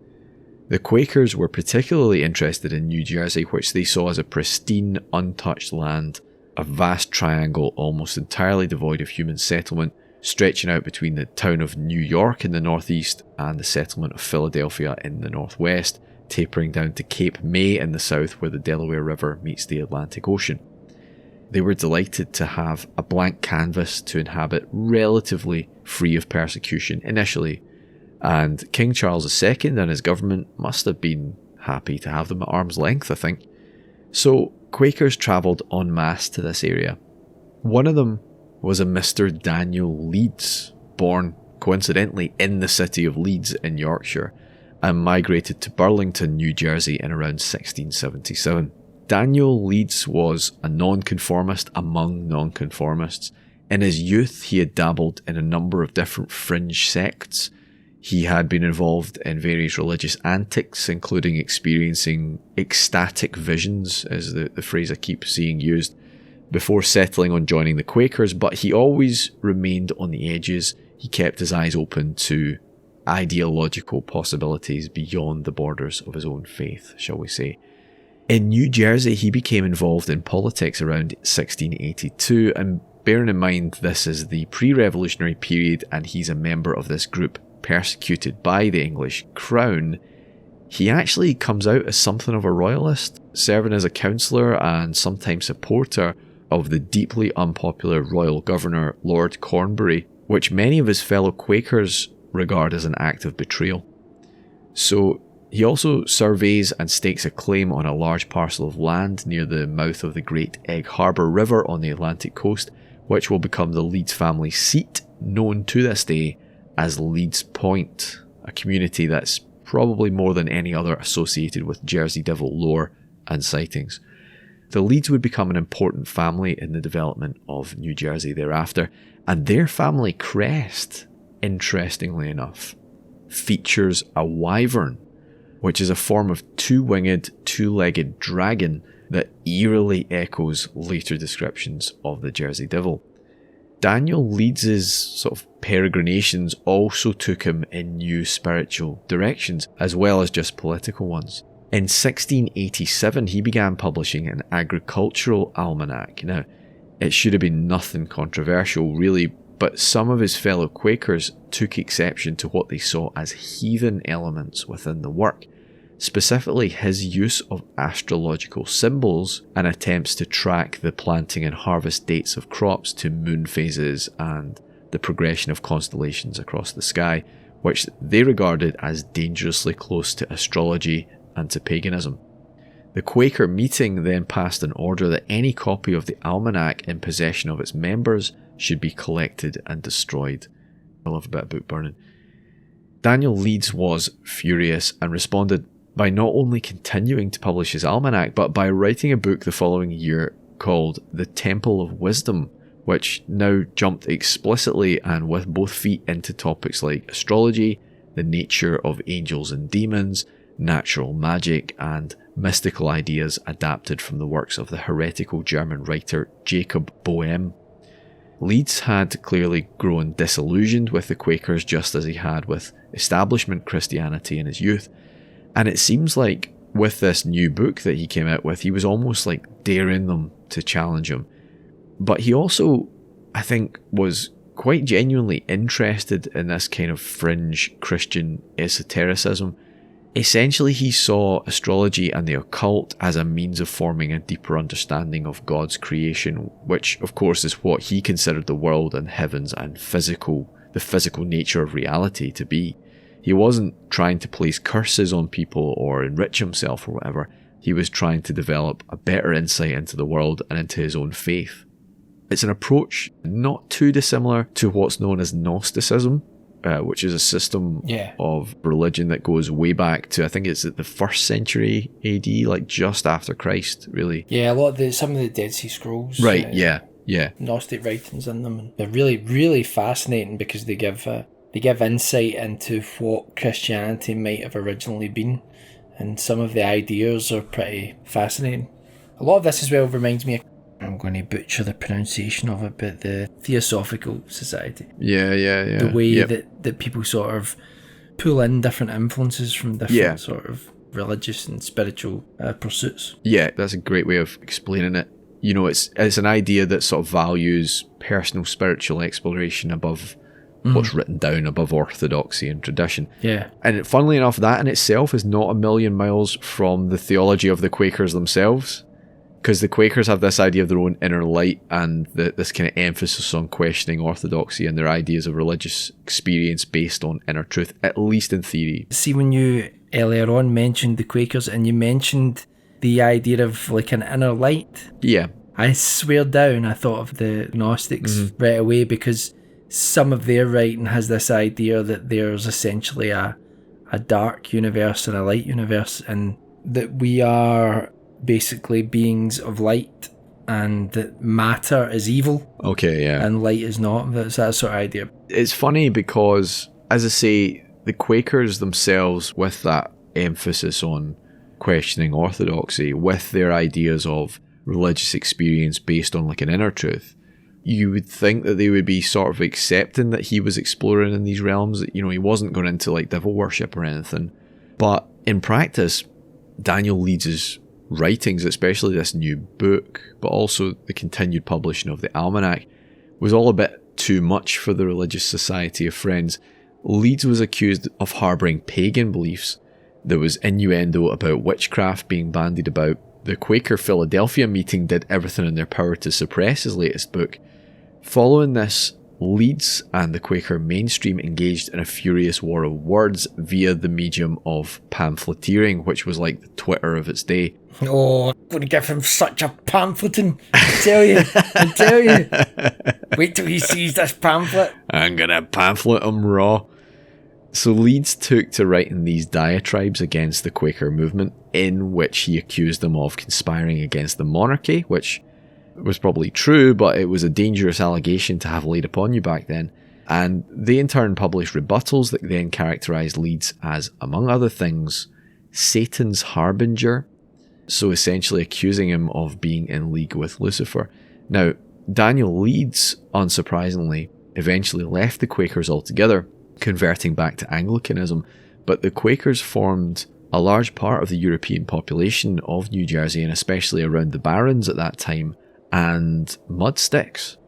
These accusations of devil worship steadfastly attached themselves to Leeds, and later in life it seems he would be a household name within New Jersey almost as much for these dark rumours as for his influence on politics and the early publishing industry. Nevertheless, his almanac continued to be highly successful, and by 1716, by which time he'd been publishing it and wrangling with the Quakers for nearly 30 years, he retired from the business and passed control of the almanac to his son, Titan Leeds. Under Titan's editorship, the masthead of the Leeds almanac was changed to incorporate a large Leeds family crest. A crest, you'll recall, incorporates 3 prominent devilish-looking bat-winged wyverns, these sort of bird-like miniature dragons, appearing next to a family name that had for decades been wrongly connected to associations of witchcraft and the occult.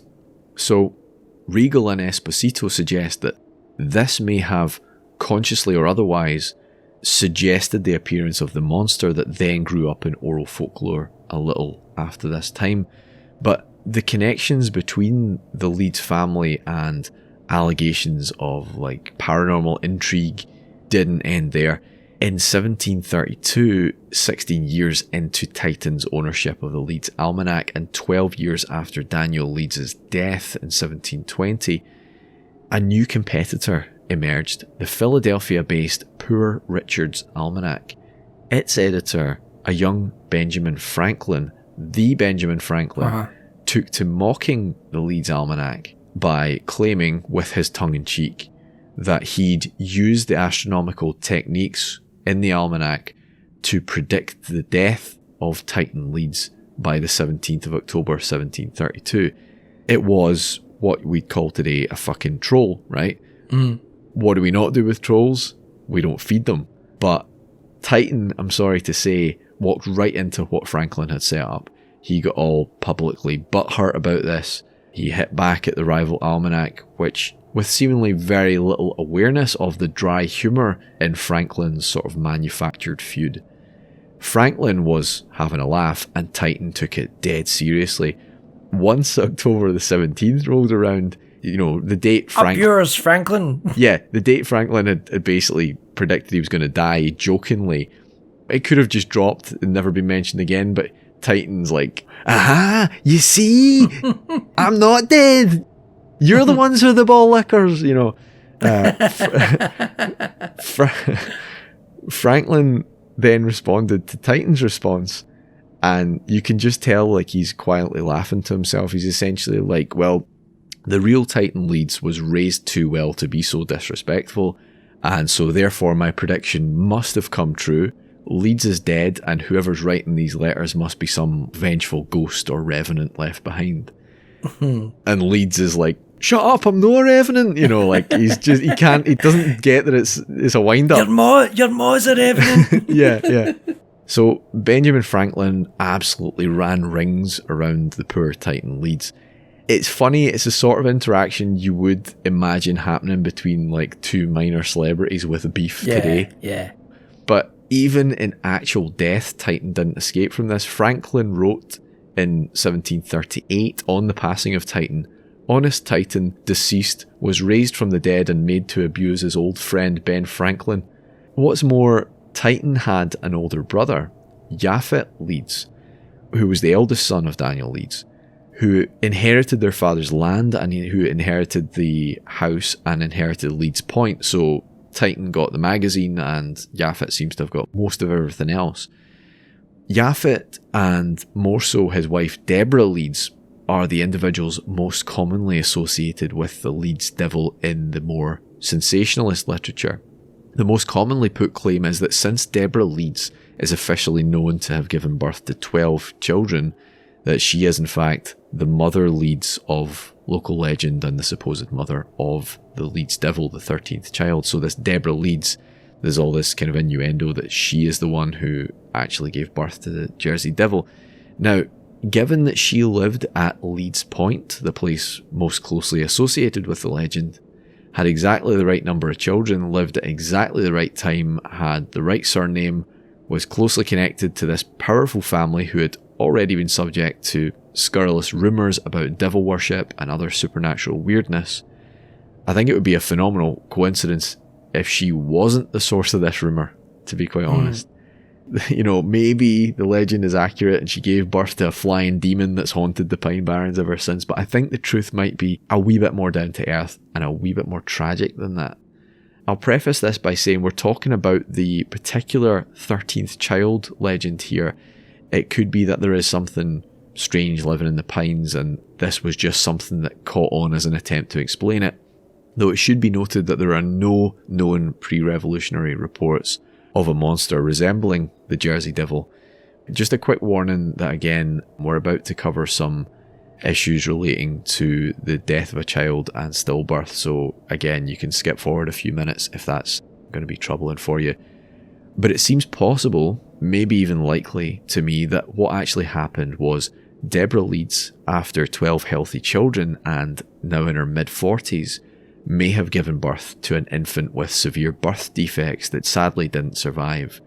And rumours of this then blended with existing rumours about her relatives, about, you know, Daniel is in league with the devil and Titan is in fact a ghostly revenant who's been risen from the grave, and that's all come together and sort of used to slur the then extremely influential Leeds family. You know, they were a big publishing family, they were very active in politics, so there was, like a lot of people throughout history and today, people come up with stories to besmirch their names, and this could well have been one of them. There is, I'm sorry to say, precedent for this around that time. There was a woman called Anne Hutchison who was a midwife and religious campaigner in the strongly Puritan Massachusetts Bay Colony in the late 17th century. Much like Daniel Leeds, she was involved in a religious controversy, in this case between the covenant of works, so the idea that you get into heaven through doing good works, and the covenants of grace, the idea that you get into heaven by God's grace alone, which was Hutchison's own position. Strange as it may seem, in Puritan New England, 300-400 years ago, this was an explosive, polarising issue, something people literally were killed over. This led to a sequence of events known as the Antinomian controversy. Without getting too bogged down in all the details, for her key role in that controversy, Anne was eventually, in 1637, convicted of sedition, locked up for a time, and then banished from the colony.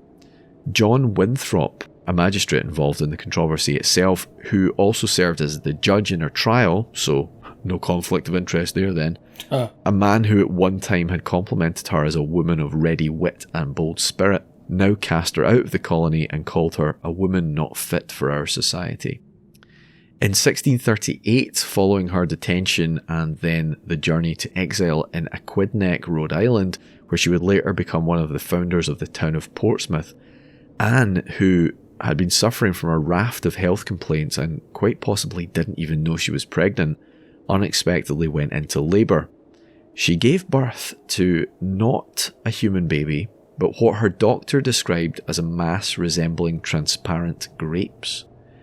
This is known to science as a hyatidiform mole, which is where a sperm fertilizes a damaged egg and causes it to grow into an imperfectly differentiated mass of flesh instead of an embryo. Today, it almost never gets to that stage, of course, because, they're caught by antenatal screening. Yeah. But before the invention of ultrasound and other tests, this was something rare but not unheard of, particularly in older mothers. Nowadays, you would probably be told something like, okay, you thought you were pregnant, but actually what it is, it's this benign tumour, we will have it removed. It's just awful to think what women had to go through before modern medical science. Even now they still have to go through it, but back then, the amount of complications and things like that, it's just must have been awful. Yeah, it's such a disturbing thing, that challenges your idea of what is a birth and what is a human life. Is this thing tumour, or is it sort of a child? It's a strange thing, but it all must have been really traumatic, as you say, and it must have been an absolutely heartbreaking experience for Anne and her family, on top of everything else that she'd been through. But to pile humiliation on top of misery, and the reason I'm bringing up this subject, is that Winthrop got wind of this and openly publicised it, gloating that, "See how the wisdom of God fitted this judgment to her sin in every way, for look, as she had vented misshapen opinions, so she must bring forth deformed monsters." Quite a low level to stoop to there, Winthrop. Another woman of the same colony, Mary Dyer, was similarly treated around the same time. She was persecuted and ultimately executed when she converted to Quakerism, Quakers being banned from the Massachusetts colony, and much lurid interest was placed on the tragic fact that she'd given birth to a stillborn infant with a number of deformities. Once again, this was treated by the male Puritan leaders as, at best, a sign of God's displeasure, and at worst, a sign that she had been consorting with the devil. So the point being, this kind of disgusting treatment of women who had gone through these terrible experiences was part of the playbook of religious and political slander at the time. So perhaps even to the extent of making up such rumours about any female opposition who had gone through the tragedy of a stillbirth or a miscarriage. So it would make perfect sense if something like that had happened to Deborah Leeds, that the enemies of the Leeds family would lean on that and push a more lurid version of events that would eventually coalesce into the Mother Leeds tale as we know it today. Like I say, there are no recorded reports of the Leeds Devil or of the Mother Leeds tale prior to the Revolutionary War. The first historical claims that can be definitively linked to the Leeds Devil tradition and have features in common with the creature in the 1909 wave seem to emerge in the 18th century, and by the early 19th century there's even a supposed sighting by Joseph Bonaparte, the brother of Napoleon Bonaparte and the former King of Spain. I can only find this attested in poorly referenced monster lore type sources. I'm not sure where it comes from, or if it's just local tradition, so do take this with a pinch of salt. But the story goes that following his abdication and exile from Spain in 1813, Joseph Bonaparte emigrated to the United States and purchased an 800-acre estate just outside Bordentown, New Jersey, a few miles up the Delaware from Burlington. That much is attested historical fact. The story then goes that one day about 1820, while he was out hunting deer in the woods, he came across a strange set of prints in the snow, unlike any he'd ever seen before. Prints that resembled those of a donkey, but a donkey with two legs. A donkey that seemed to have taken flight in mid-step, leaving a trail that ended abruptly in the middle of a clearing. So he's trying to make sense of this, and then he hears an unusual hissing noise from behind him. He turns and he sees a large creature with a horse-like head that launched off into the air with great beats of its bat-like wings. On returning home, he described this to a friend who told him about the local legend of Mother Leeds and her offspring, informing him that he must have encountered the Leeds Devil. There are occasional scattered reports and minor flaps between then and the events of 1909. In 1840 and 1841, there was a spate of livestock mutilations across the state, popularly blamed on the devil. In 1899, the New Jersey-New York border saw a flurry of sightings of a creature named as the Leeds Devil, but in a form resembling a flying serpent. Since the 1909 flap, claimed sightings are rather more common than before it, perhaps just due to the legend being more widely known, having a bit of a kind of monster hunting tourist industry built up around it, but things have never again reached quite the same fever pitch that they did in January of 1909. Notable post-1909 incidents include in 1930, two men in the town of Ariel, New Jersey, saw a creature with, quote, the body of a man, head of a cow, large bat wings, and big feet that flew up in the air, cutting off the tops of trees. Gibbstown in 1951, when a 10-year-old boy was playing with friends at the DuPont Clubhouse. Now, Gibbstown was a DuPont company town, obviously, when he happened to look out the window and saw the Jersey Devil staring right in at him, with, quote, blood coming out of its face. The boy was apparently so horrified that he suffered a seizure on the floor of the clubhouse. As he was being tended to by the clubhouse chaperone, the other children also spotted the creature and raised the alarm. Police searched for the thing without success. Now, part of me does wonder there if that's a hallucination related to the seizure rather than the other way around, but, you know, the weird thing though is that the following night, at least two separate groups of teenagers went out to search for the thing, one of which they heard what they described as unearthly screams coming from the woods, and the other actually encountered the creature directly, with it allegedly almost attacking one young man. Within a few days, the devil was also blamed for the killing and mutilation of several dogs in the town of Jackson Mills on the opposite easterly end of the Barrens. In October 1957, in a pathless stretch of Pine Barrens near Hampton Furnace, workers with the New Jersey Department of Conservation and Economic Development, surveying an area that had been burned in a forest fire a couple of months previously, found, quote, charred, eerie remains that looked like they'd come from an animal with large hind legs, wings, claws, and feathers. The thing was too badly burned and decomposed to definitively identify, and some thought it was a hoax, and some thought it was a dead Jersey Devil. A dead Jersey Devil, though, it must have been, not the Jersey Devil, because 9 years later, just such a creature was blamed for a nighttime raid on a poultry farm that resulted in the mutilated corpses of 2 dogs, 4 cats, 34 ducks and geese.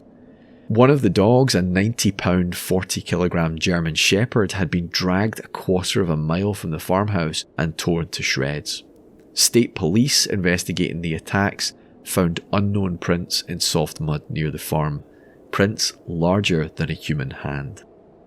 And alleged sightings continue until the present day. In 2015, David Black claimed to have been travelling along Route 9 near Egg Harbor Township, about 15 miles from Leeds Point, when he saw what he thought was a llama standing near the road, which then spread a huge pair of wings and took off into the sky.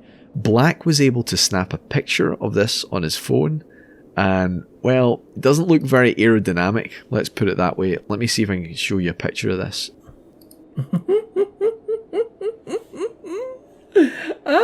It's amazing. That's amazing. If you've not seen the image, it looks like nothing so much as like a stuffed goat, mounted in such a way it's meant to be standing upright on the ground, but someone has stuck wings to it, chucked it up in the sky. That's brilliant. I love it. It's kind of cute in a way. But it brings us to the elephant, or maybe the kangaroo, in the room. One of the biggest issues with all of these stories is the rich, long and storied tradition of hoaxing around the Jersey Devil legend. This is something that goes all the way back to the 1909 wave at least. There are reports from around that period of hoaxers being suspected or uncovered in a number of incidents, particularly around the footprints in the snow type reports. Yeah. In fact, in 1952, during a later flap, there was an incident near Whitesbog where the state police called in a game warden by the name of Wesley Gibbs to investigate a trail of mystery prints attributed to the Jersey Devil. And he not only identified them as a hoax, but he actually discovered the tool used to create the tracks. Immediately following the 1909 wave, a showman called Norman Jeffries announced via an advertisement in the Philadelphia Public Ledger that the Leeds Devil had been captured alive and put on display in the Ninth and Arch Museum, a venue whose purpose was probably better expressed in the alternate name printed on its second-story wall, the People's Amusement Palace. So, the Smithsonian Institute this was not. I don't know, man. If you're going to go to the Smithsonian or what did you call it? The People's Amusement Palace. Amusement Palace. Oh, I would go to depend which one's got the Jersey Devil. That's what I want to know. Yeah. Just talking about those names in of themselves. For a second I thought you said Pleasure Palace. That's something else.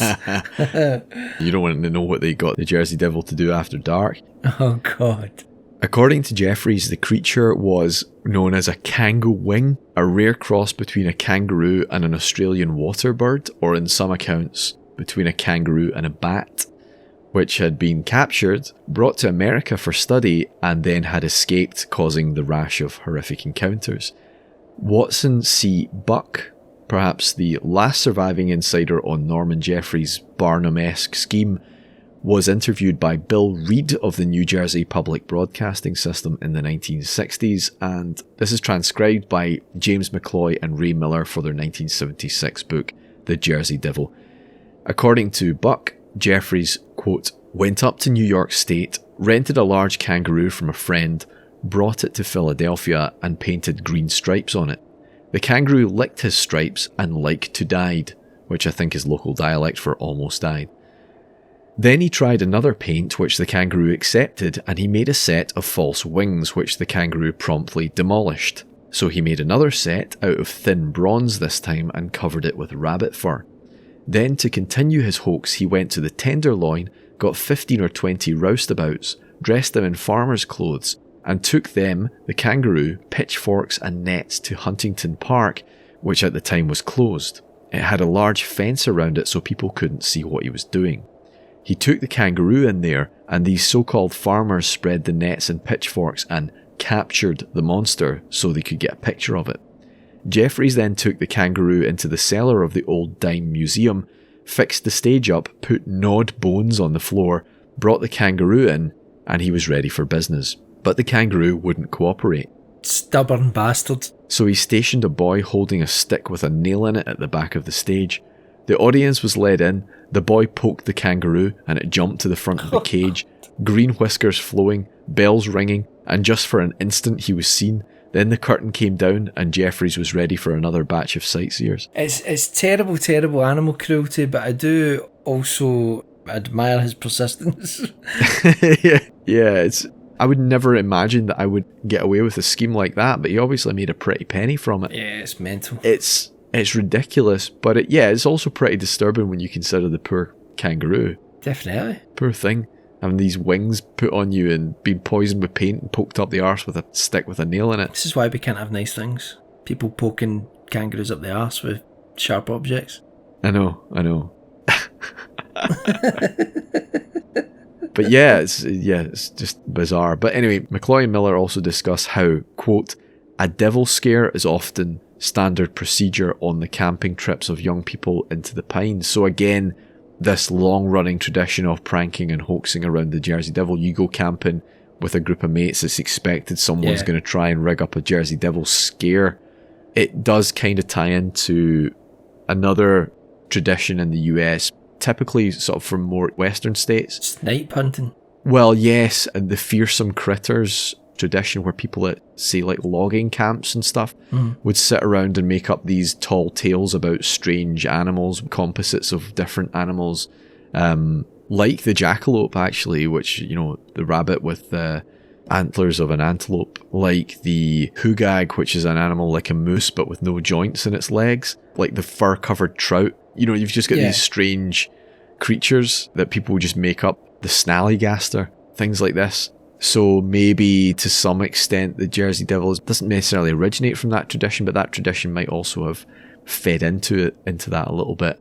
And you have to frame all this alongside the fact that elements of that 1909 wave and some of the other sightings do very much have the scent of mass hysteria to them.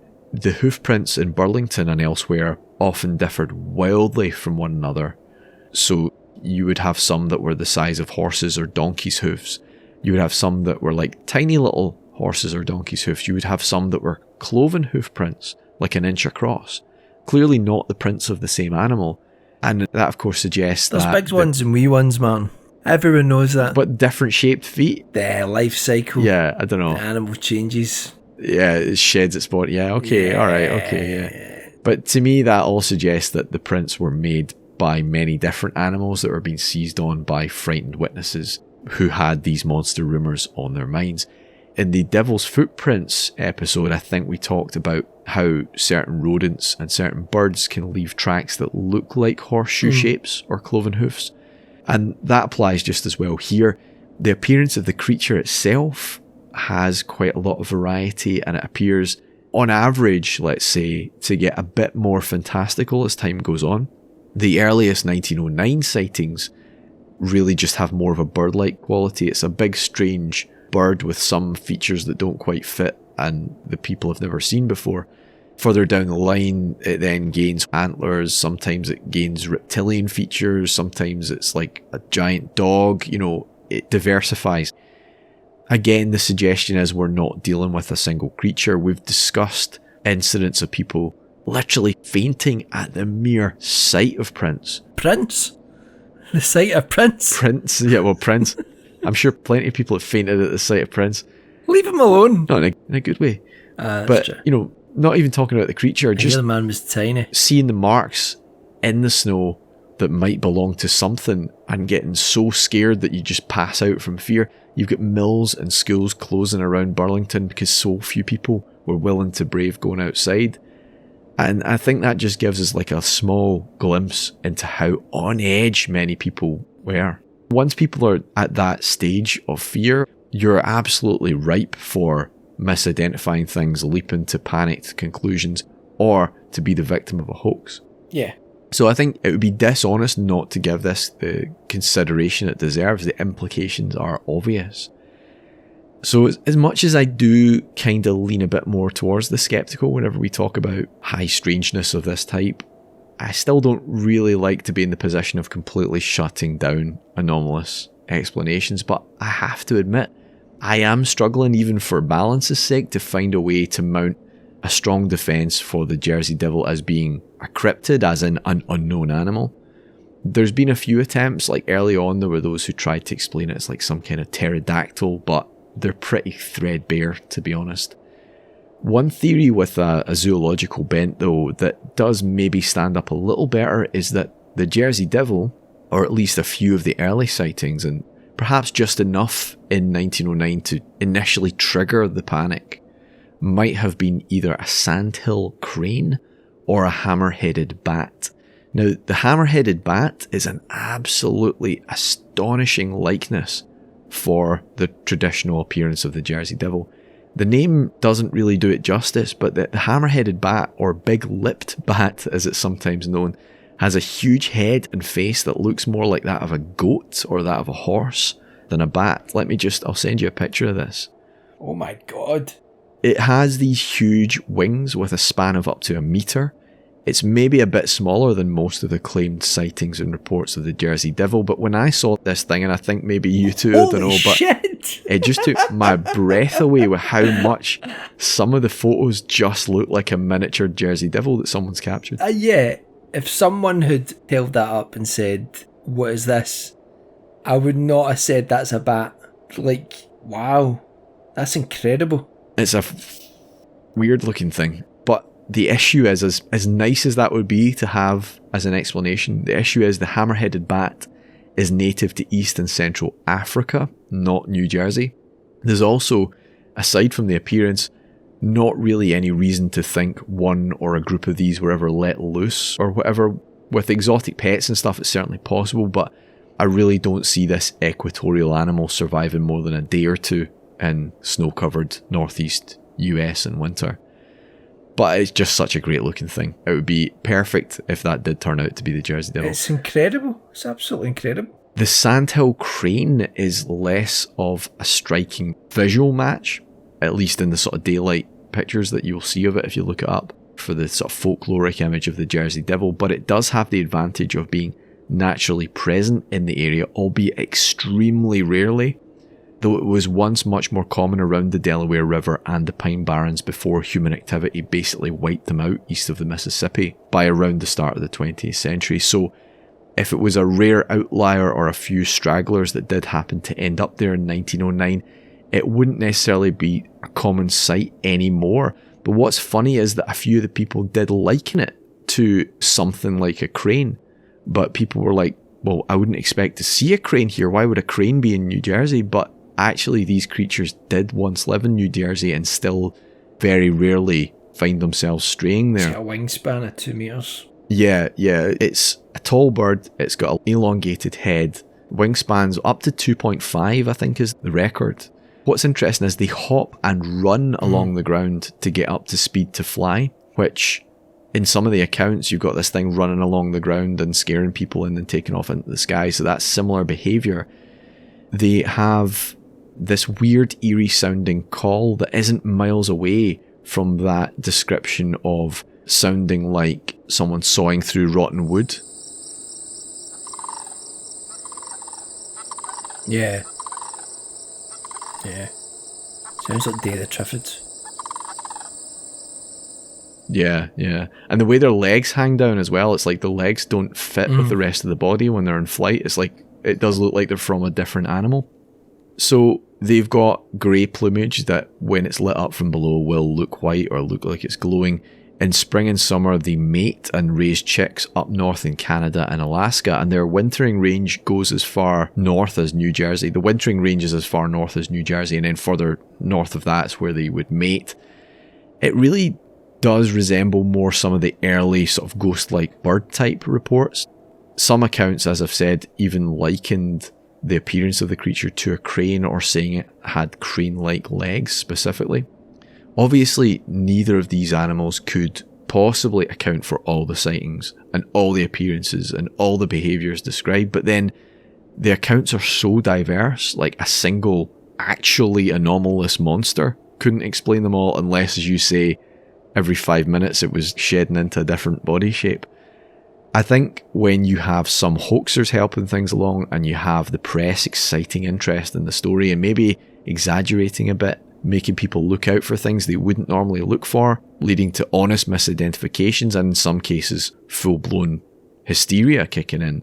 You don't need a single animal to explain all or even most of the reports, but it could explain some of them. It could explain the strange creature that looked like an eagle hopping along a canal path by John McCohen, or the eerie bird-like thing that hissed and ran at Officer Sackville before taking off, and then was seen flying over the Delaware that first night.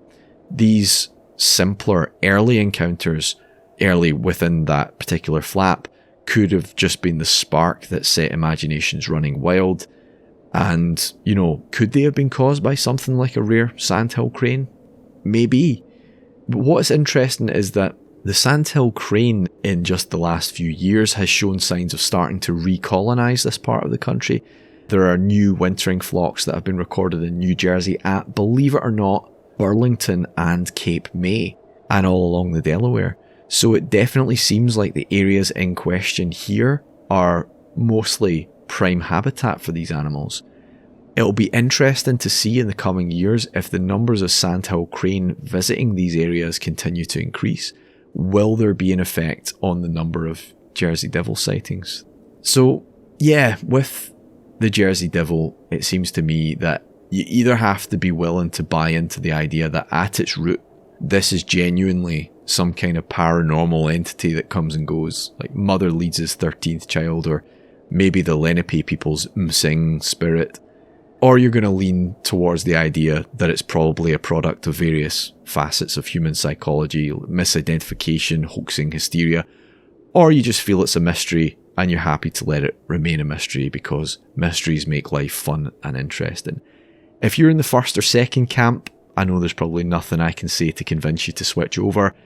And if you're in the latter camp, I wouldn't want to make you switch. In fact, I think I'll come and join you over there. Comfy place. Where do you sit on this, Mike? I mean, it's a tricky one because I know we're usually conscientious fence sitters when it comes to how we present the various theories on a topic, but with this there isn't really a good middle ground to take. You know what I mean? It's either all in. You know, it's either a supernatural monster that defies science, or it's a big joke or a big mistake. What do you think? I don't know. I mean, I think that I'm just looking at the red on that sandhill crane. It does look like a devil. But, like, I think that there is still a place to... There's still a mystery to be had there.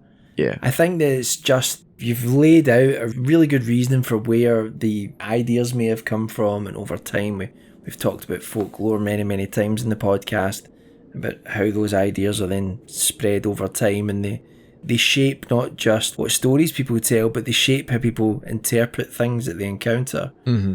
But at the same time, I am still intrigued by the fact that some of these accounts seem to talk about kind of animal mutilations and things like that. There's a wee suggestion of the chupacabra or something, something along those lines. I think it's more than likely that it's not based on anything that's objectively real, like a cryptid or something supernatural. But when you do look, I mean, I was looking at a picture there of the Pine Barrens, and it's just this flat land with just the tight-knitted nature of all of that forest. You know, it's... Yeah. I don't know. Could there be something? There could be. And if it's migratory, then it could be something that arrives there every now and then, and some people are encountering it.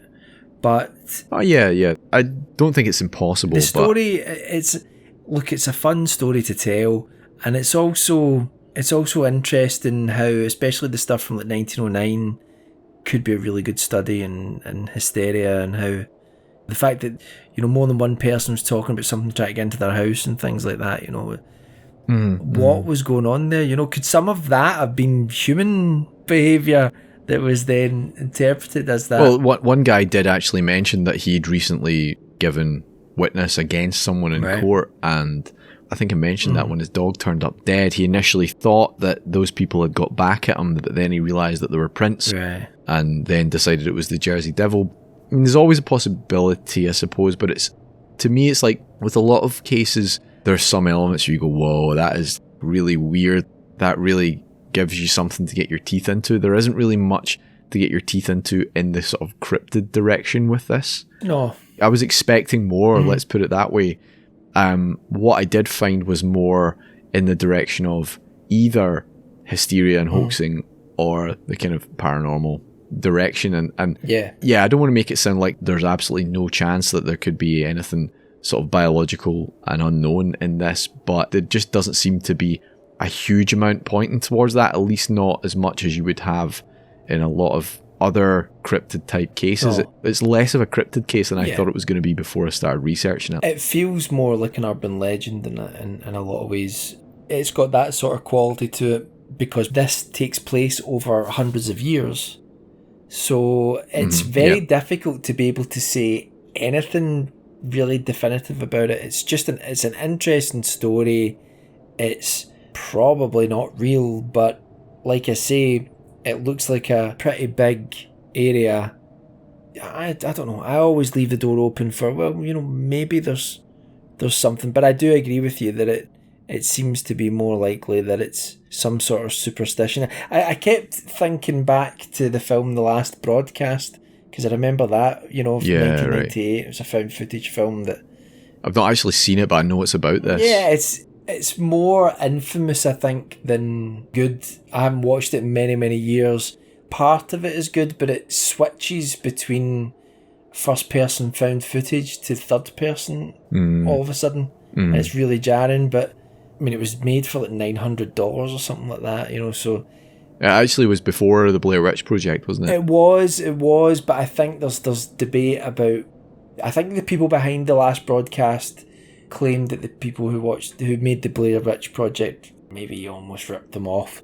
But when you watch the movie, because The Last Broadcast is about a group of people going into the woods to find the Jersey Devil. So on the face of it, and it's found footage with cameras. So if I describe that to you, then you're going to be like, oh, it's totally the Blair Witch. Yeah. Plus the fact that it's presented as part of the footage, but then it's also a documentary about the people looking at the footage and trying to find, and that's what the Blair Witch Project originally was. but then they took the documentary stuff out of it and just left the found footage as the whole movie. There was a version of it like that, wasn't it, that was shown on TV to sort of promote it? The documentary part of it, was shown. Yeah. But apparently there's now a debate, because I think the people that were behind the Blair Witch Project were able to show that the film had been in development for a few years before then, because they came out within a year of each other. But anyway, look, I love these stories as much as anyone, and I always think you leave the door open, but it just depends how much. And I think with this, it's a very small crack. Yeah. I'm interested in what the listeners think. Like, what do you guys think? What's your take on this? Are you a Leeds Devil skeptic? Are you an all-in... Are you a Leeds Devil? ...believer on the literal reality of Mother Leeds' 13th child? Are you a Leeds Devil? Are you a Leeds Devil? Would you like to come on and we'll interview you on the show? I know, we get a really bad rap. Do you maybe see more of a middle ground between the two extremes than I do? We'd love to hear from you. You can comment on this episode on YouTube. You can shoot us a tweet at Talking Till. How else can they get us, Mike? They can use occult practices. Yep, there's that. No, actually, no, please don't do that. You can write your message in blood on Michael's mirror. Oh God, please no. Before we go, just a quick hello to those who have given us a shout out, a tweet, a review, who've recommended us on social media, or just generally have supported us out there on the big bad internet. Just a big thanks to everyone who's supporting us on Patreon. And also, look, if you're not able to join the Patreon for the bonus episodes and things like that, just sharing the podcast with people and leaving a review on your podcast app of choice makes a huge difference to us, and is really, really greatly appreciated. Thank you to all those listeners who have been instrumental, I think, in helping us achieve what small success we have. Is there anything else you'd like to say, Mike, apart from that you need to go to the toilet? Well, in that case, the sun is rising behind the pines. And I'm going to pee behind them. No. The sun's coming up, everyone. Take care, everyone, and we'll be back soon with another Talking Till Dawn. Good night. Good night.